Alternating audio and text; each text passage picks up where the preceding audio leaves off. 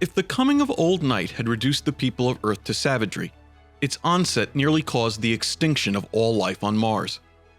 The Red Planet in the Age of Technology had once been a paradise created by the application of advanced science.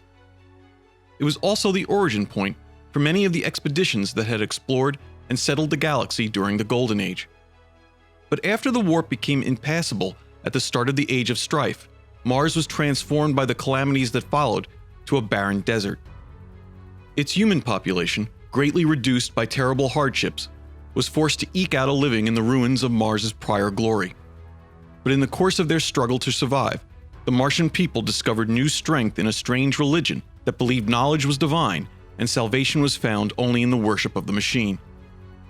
Led by this arcane priesthood of tech adepts, the Martians rose up to reclaim their world and found a new civilization devoted to their machine god. Though their faith laid the foundation for mankind's return to the stars, it forever altered how humanity interacted with technology. At the height of humanity's interstellar golden age, Mars had been a jewel among its colonies, a world as important to mankind's settlement of the galaxy as Terra itself. When the people of old Earth had first dreamed of settling the void, Mars had been the destination of choice. But they had no intention of living on a sterile, freezing desert world in permanently domed cities. Instead, it was the first world to be terraformed, transformed by human genius into a second Earth, a new Eden. The colonists had melted the southern polar ice cap with powerful orbital lasers to release large quantities of carbon dioxide. This thickened the atmosphere enough that liquid water could exist on the surface and a viable ozone layer formed. Genetically modified plants were introduced that enriched the air with breathable oxygen. Mars was soon home to millions of colonists who walked unprotected beneath its increasingly blue skies. The rebirth of Mars had proven that even dead worlds could be colonized. The industries that led the terraforming process soon transferred their expertise into new ventures across the Sol system, and eventually the galaxy. Through their efforts, the Red Planet was transformed into a nexus for the mastery of new technologies, particularly those dedicated to space travel and exploration. The people of Mars and Old Earth would together send hundreds of thousands of colony ships out into the void as part of the stellar exodus. They would settle new worlds with Martian technology and Terran grit. Once the secret of the warp drive had been discovered, humanity's slow expansion across the galaxy became a stampede. Mars was crucial to the effort to create the standard template construct databases that contain the sum total of all the knowledge and scientific advancements of the Age of Technology. At the same time, the savants of Mars made many unique advances of their own, including the development of the first truly sentient artificial intelligences. These thinking machines were soon commonplace throughout Martian society, working side by side with the scientists and engineers responsible for producing humanity's greatest marvels. But unknown to their masters, they also represented a dire threat to human civilization. The first sign of disaster was the turbulence in the warp. When the warp storms began at the start of Old Night, the Thrall navigators who had long guided Mars's commerce were no longer able to chart a course. Even as the Sol system began to collapse into anarchy and bloodshed, Mars suddenly found itself cut off from the rest of the galaxy.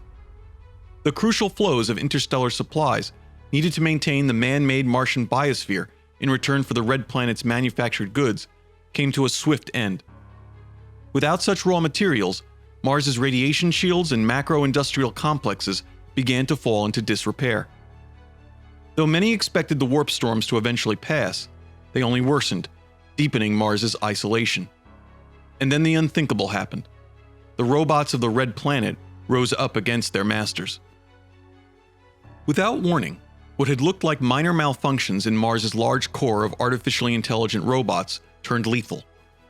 Unknown to their creators, the artificial minds of these machines had been so finely crafted that they proved easy prey for possession by the denizens of the warp, grown strong as the immaterium raged. The thinking machines hunted the men and women they had once worked with side by side through the Red Planet's crumbling industrial complexes, even as the environment began to unravel all around them. As panic and slaughter spread across Mars, the world's fragile engineered ecosystems collapsed. Combat damage and neglect led to the destruction of the artificial atmosphere generators and the spread of radioactive fallout from wounded power plants. Mars reverted to the crimson wasteland it had once been, deeply hostile to living things. The only creatures that remained to roam its red sands were bands of once human rad mutants, rogue psychers, and hostile artificial intelligences. But mankind has always been resilient. Even after the massacres, there were survivors. They had hidden in the remains of subterranean factories, the only region of Mars where its people had managed to protect themselves from the horrors above.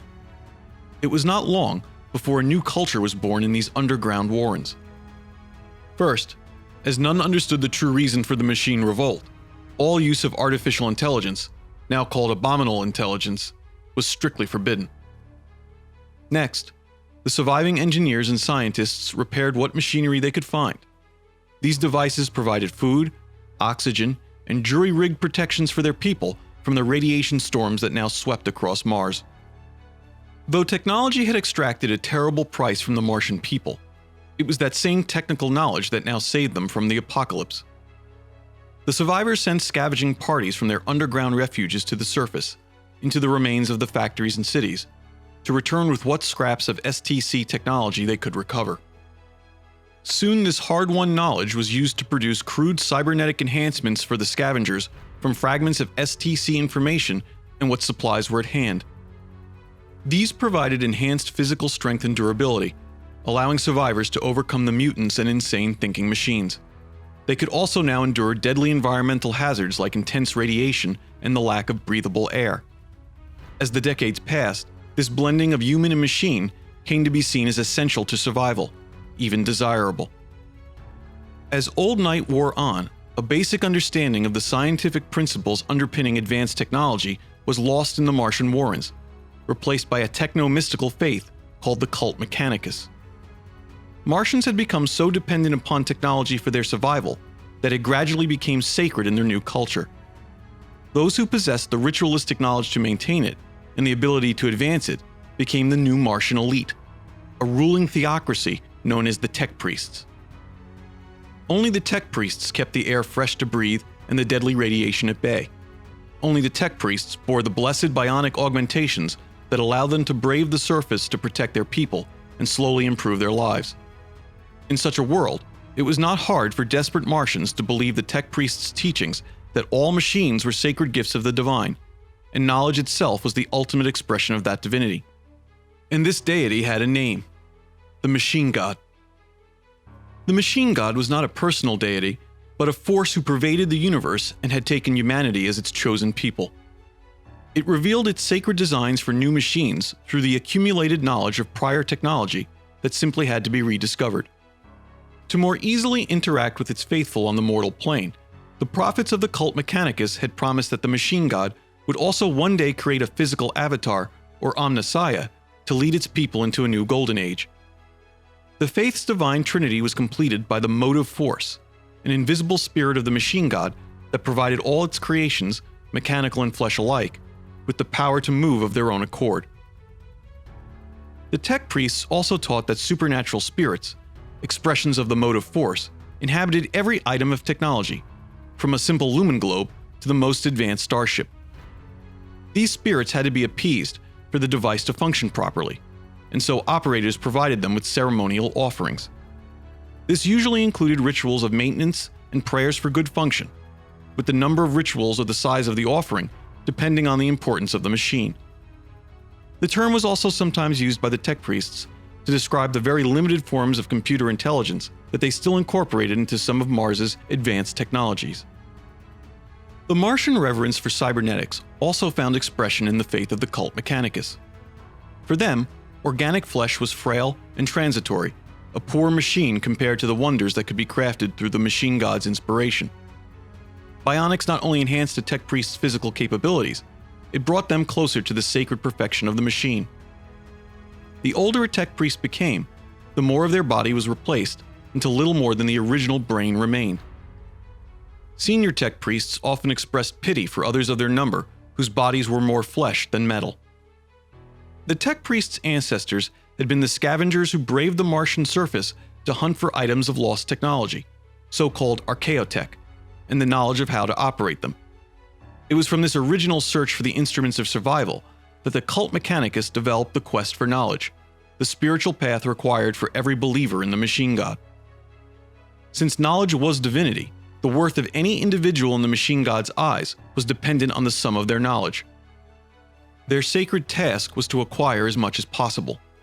Since all knowledge already existed somewhere in the universe, it was only a matter of time before the quest for knowledge could be completed. In the tech priest's eyes, the holy grail of this quest was a complete STC database, believed to be the sum total of all the knowledge the machine god had intended for mankind. As humanity was the machine god's chosen people, the recovery of an entire STC would represent the completion of the quest for knowledge. It was also for this reason that the faith of the cult Mechanicus was violently opposed to the use or recovery of alien technology. Such devices, even if more advanced, had not been intended for humanity by the machine god and were unclean. This focus on the recovery of STC technology was also why the tech priests discouraged innovation and experimentation in the pursuit of knowledge. Such activities would have been moving beyond the bounds of the sacred knowledge proscribed by the machine god for humanity within the STC. To pursue discoveries that were not within that holy database was the epitome of heresy and hubris in the eyes of most tech priests, and could lead to catastrophes such as the revolt of the thinking machines. Whatever the merits of the cult Mechanicus' faith, its discipline and focus on recovering technology ultimately provided the tools the Martian people needed to not only survive Old Night, but to thrive. The tech priests formed a new government that called itself the Mechanicum and established a parliament of feudal theocrats to rule the Red Planet. With the organization and leadership provided by the Mechanicum, the tech priests eventually restored order on the surface. Over the centuries, the Crimson Wastelands were cleared of their dangerous mutant and robotic predators. The rad shields were finally repaired so that Mars's people could reclaim their lives. The cult Mechanicus established new settlements called forges and great factory temples that began to churn out refined machinery, synthetic food, and oxygen as Mars was rebuilt in the machine god's image. Several centuries after its return to the surface, the Mechanicum had spread like a virus across the Red Planet. Continent-sized refineries, weapon shops, and strip mines stretched in every direction. All were connected by a web of metal roads and great monuments dedicated to the glory of their faith. But though industry was certainly pleasing in the eyes of the machine god, it wasn't enough. The Mechanicum's deity demanded the rediscovery of lost knowledge wherever it existed in the universe. This required the spread of its servants across the galaxy, a sacred crusade in the pursuit of the quest for knowledge. To accomplish such a task, even the efforts of the tireless tech priests were insufficient. Every faithful servant of the machine god, no matter how humble, would have to serve as his hand on the mortal plane. And all would be required to make any sacrifice necessary to become one with the machine.